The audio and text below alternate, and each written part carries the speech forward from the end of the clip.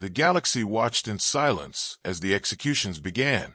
60,000 human prisoners, bound and shackled, stood in perfect rows on the cold metallic platforms of the Grand Tribunal of the Galactic Council. The broadcast reached every major world, every colony, and every system under Council jurisdiction. Alien voices droned on about crimes against peace, insurrection, and the necessity of order.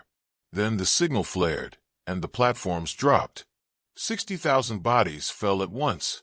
General William Bill Harrington sat motionless in the dimly lit war room beneath the Rocky Mountain complex, his hands tightening into fists as the screen flickered to darkness. The room was silent except for the distant hum of servers and the occasional shifting of the officers around him.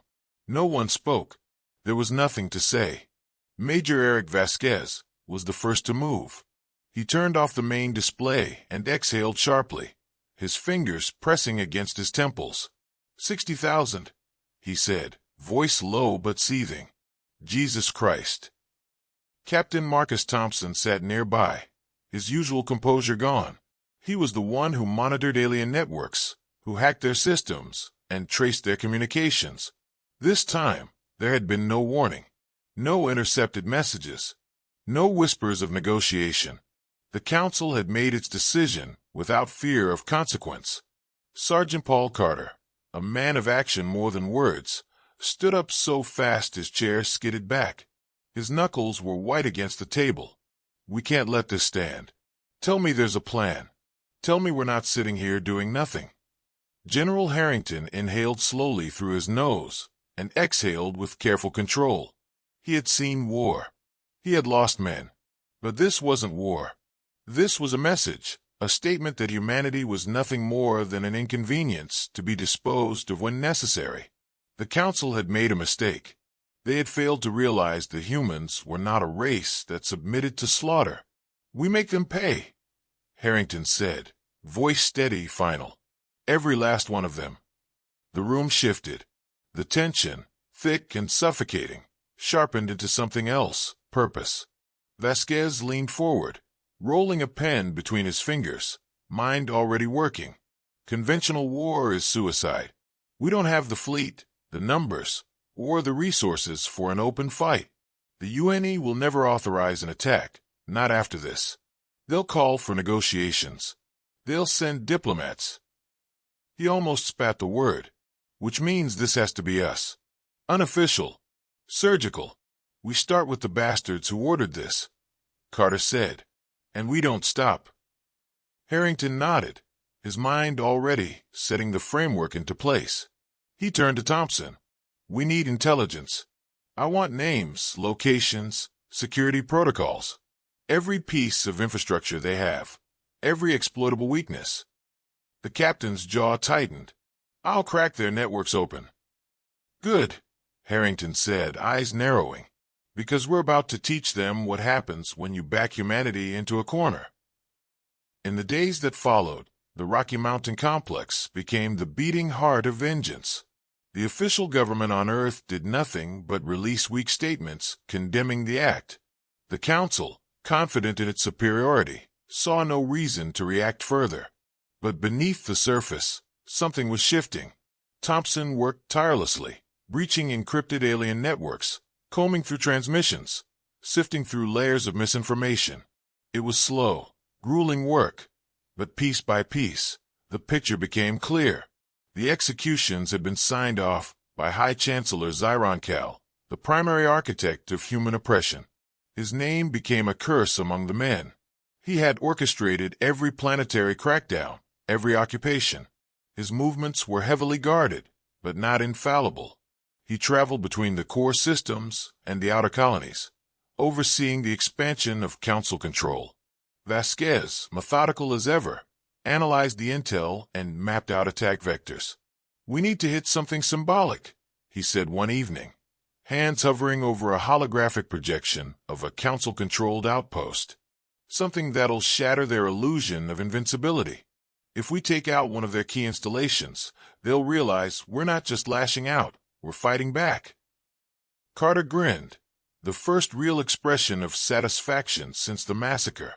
Then let's make it hurt, The Tarkhan relay station was chosen as the first target.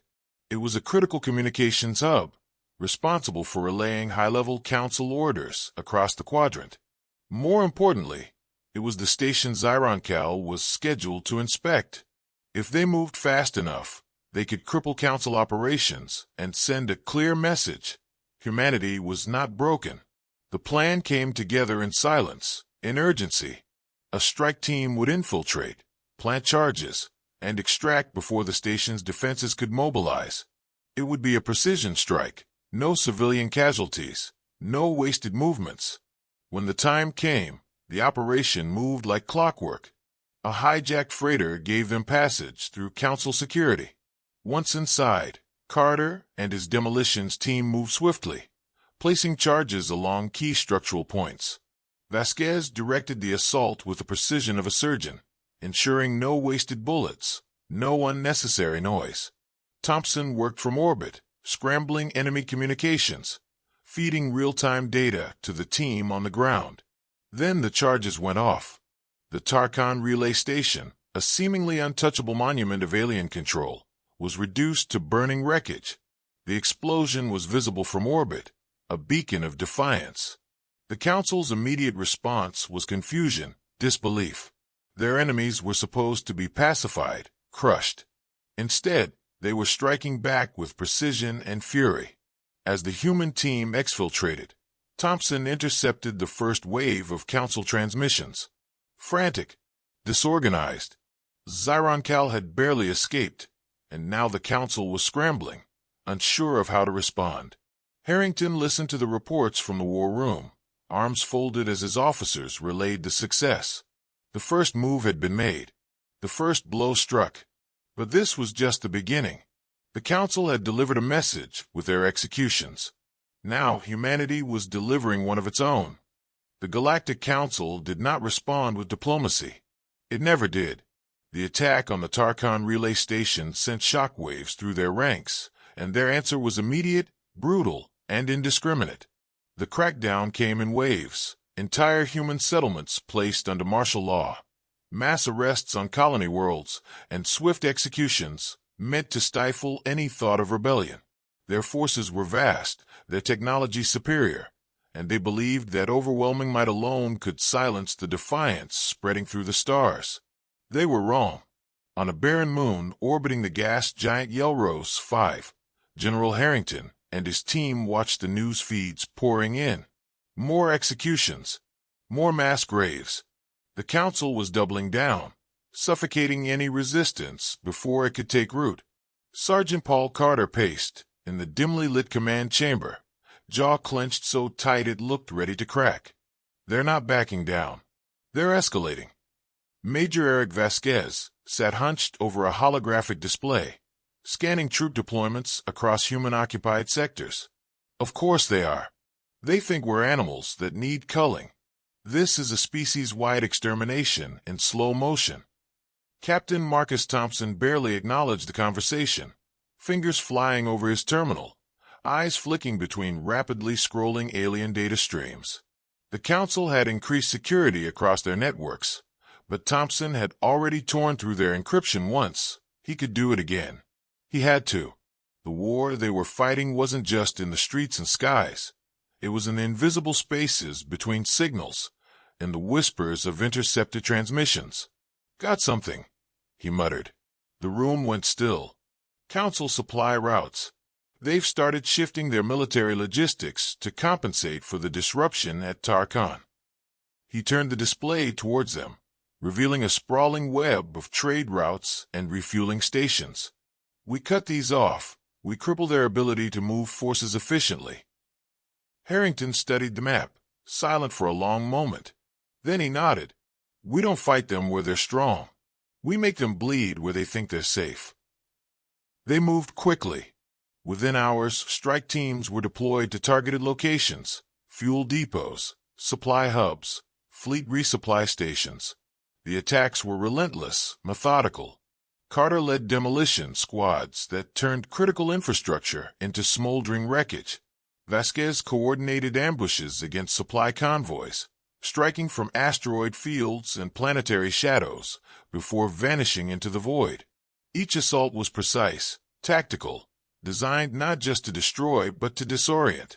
Council commanders found their fleets grounded, their supply chains in chaos, their forces scrambling to understand how an enemy, with so few ships, so few resources, was suddenly everywhere at once. And it wasn't just Earthborn soldiers fighting now. Human colonies, long under the Council's oppressive rule, saw the strikes and began to rise. Civilian uprisings erupted on occupied worlds. Resistance cells struck at planetary governors, assassinations rattling the upper echelons of the alien hierarchy. Still, the Council did not retreat. Their arrogance was too deeply ingrained, their belief in their own supremacy unshaken. Instead, they funneled more ships, more soldiers, more merciless enforcers into the fray. Thompson intercepted a transmission from High Chancellor Zyron Cal himself, his voice dripping with contempt. Humanity persists in its delusions of defiance. We will show them the folly of their resistance. We will make examples of their worlds until not a single rebel remains. The war had entered a new phase. No longer content with mass arrests, the Council prepared for planetary purges. The first came on the colony of New Albany, a thriving settlement on the edge of Council space. It had been one of the first to show signs of rebellion. In response, the alien overlords unleashed a scorched earth campaign, wiping out entire districts, executing thousands, and leaving the planet a smoldering ruin. The message was clear. Resistance would be met with total annihilation. Vasquez slammed his fists against the console as the reports came in. They're wiping us out, one colony at a time. We can't just hit and run anymore. Harrington's expression was unreadable, but the fire in his eyes was unmistakable. Then we stopped running. For the first time, the plan shifted from sabotage to outright confrontation. Humanity had spent years studying alien technology, reverse engineering weapons, and ships they barely understood. Now, they put those lessons to use. Engineers worked around the clock, modifying stolen Council vessels, retrofitting them with human ingenuity. The result was a new kind of warship, less advanced, perhaps, but faster, more adaptable. These ships didn't rely on Council AI, which could be overridden. They relied on human instinct, on unpredictability, on the kind of thinking no alien had ever accounted for. Carter grinned as he climbed into the cockpit of one of the newly armed strike fighters.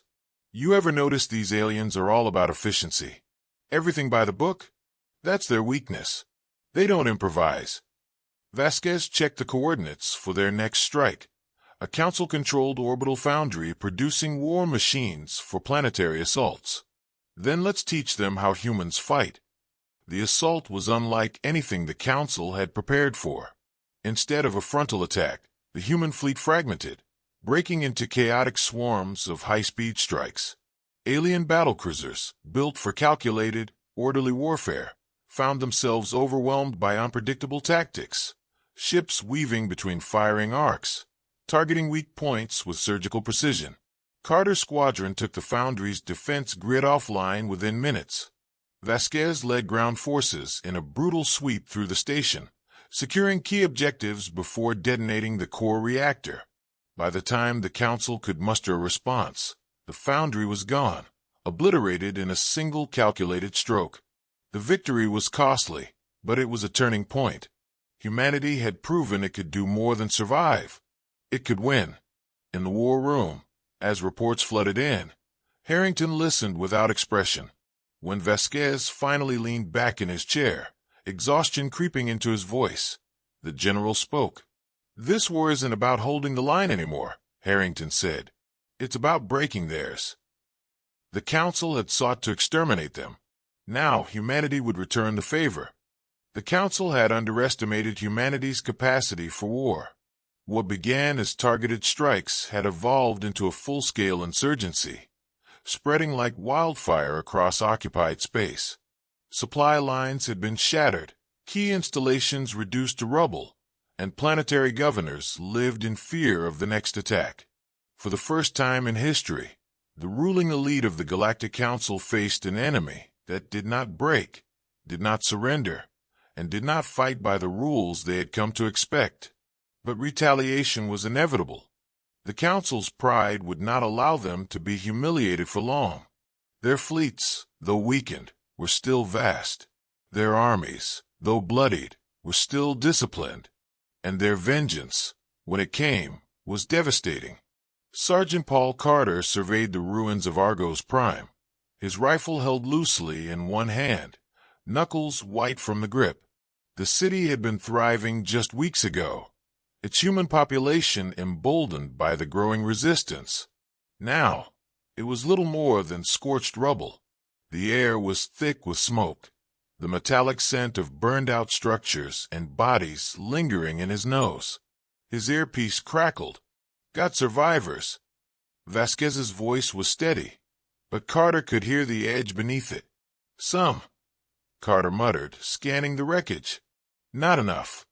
The council had stopped pretending to be civil. No more arrests. No more trials.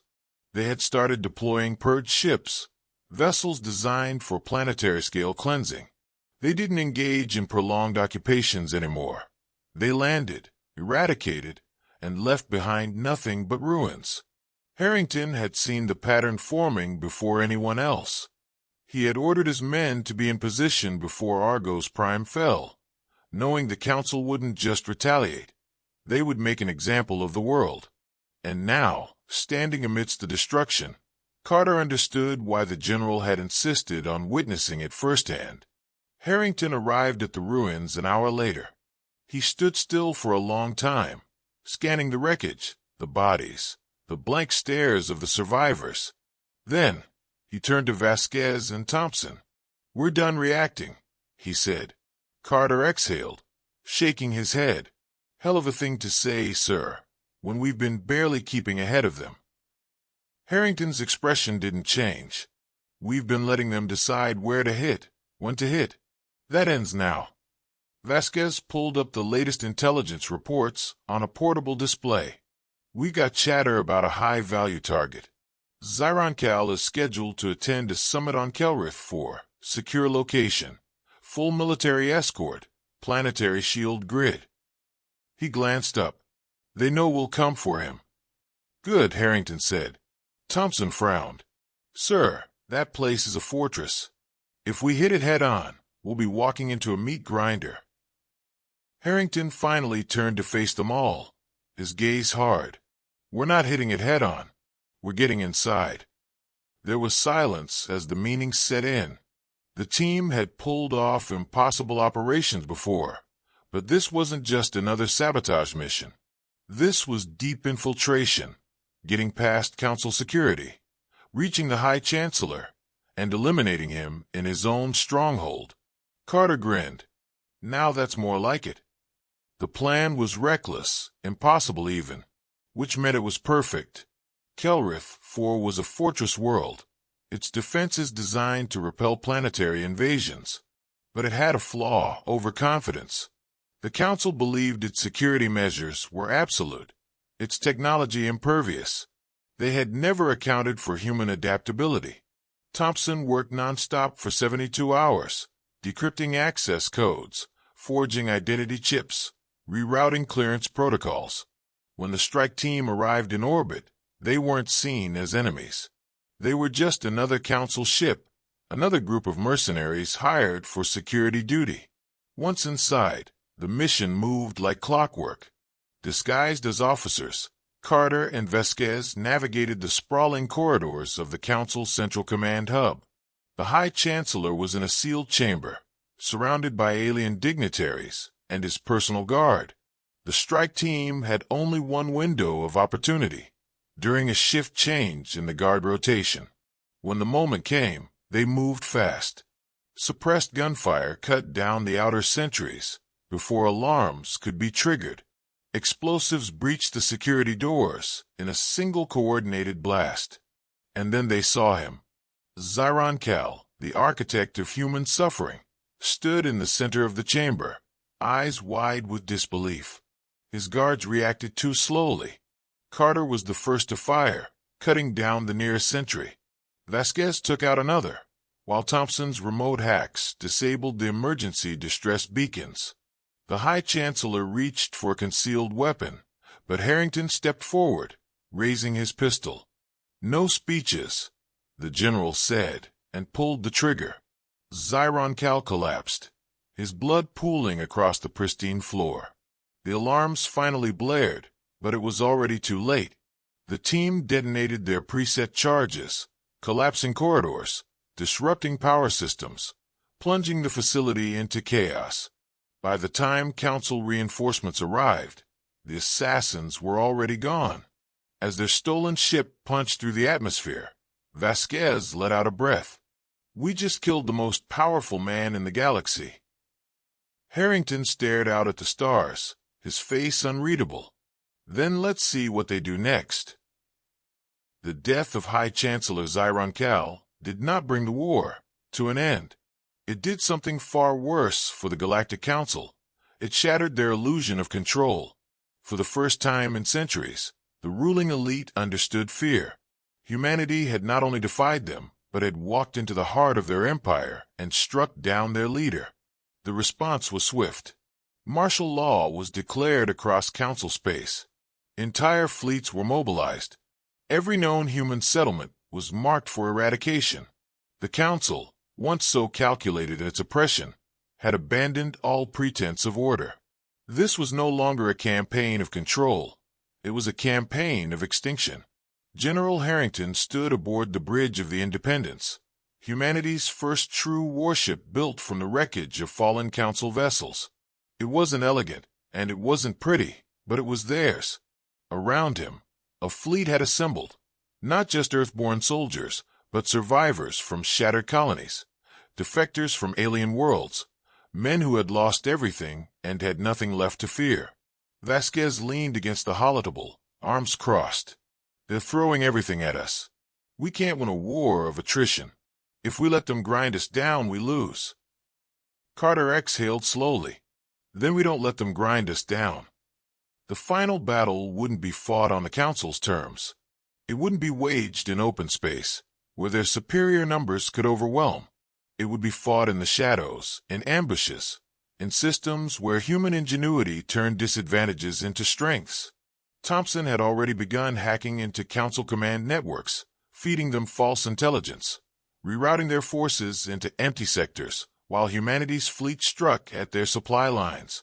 It was a war of misdirection, of sabotage, of death by 1,000 cuts.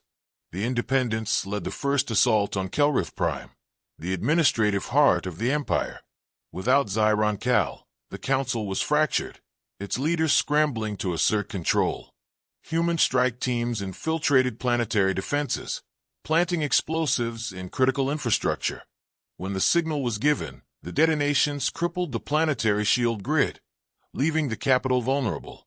Vasquez led the first wave, landing in the ruins of the Central Command Spire. Resistance was fierce, but the Council soldiers lacked the desperation of men who had lost everything. Carter's unit moved through the burning corridors, clearing out defenders with ruthless efficiency. As the battle raged, Harrington and his officers pushed forward. The objective was clear: eliminate the remaining Council leadership. Deep in the fortified chambers, the last of the Council's rulers huddled in fear. They had once dictated the fate of entire civilizations. Now they faced the consequences of their arrogance. Harrington's voice was cold. 60,000 of our people. Live execution. Do you remember? One of the counselors trembled. It was necessary. You were a threat to. Carter silenced him with a single shot. The last stronghold of the Council collapsed. The empire that had ruled the galaxy for centuries was no more. The war was over. But peace did not come easily. Vasquez watched the survivors of Kelrith Prime wander through the ruins, alien civilians who had never held a weapon in their lives. What do we do with them? Harrington was silent for a long time. Then he turned to the fleet beyond, to the scattered remnants of humanity's forces. We rebuild. On our terms. There would be no surrender, no treaties, no compromises. Humanity had earned its place in the galaxy. not through diplomacy, but through fire and blood, and no one would ever dare challenge them again.